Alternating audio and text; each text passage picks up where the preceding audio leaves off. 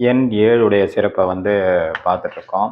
அவஸ்தைகள் அப்படின்னு சொல்லுவாங்க. அவஸ்தைகள் மனிதனுக்கு ஏற்படக்கூடிய அவஸ்தைகள். அதை 2ஆ பிரிச்சிருக்காங்க. ஒண்ணு பொதுவான அவஸ்தைகள். இன்னொன்னு மாயையினால் ஏற்படக்கூடிய அவஸ்தை அப்படின்னு பிரிச்சிருக்காங்க. 2மே 7க்குள்ள தான் அடங்கும். இப்ப மனிதனுக்கு ஏற்படக்கூடிய பொதுவான அவஸ்தைகள் 7. அது என்னன்னு பார்த்தோம் அப்படின்னா, கர்ப்பம், ஜென்மம், பால்யம், யௌவனம், ஜரா, மரணம், நரகம். இது மனிதனுக்கு ஏற்படக்கூடிய பொதுவான அவஸ்தை அப்படின்னு சொல்றாங்க. சரி, மனிதனுக்கு மாயையினால் ஏற்படக்கூடிய அவஸ்தைகள் 7.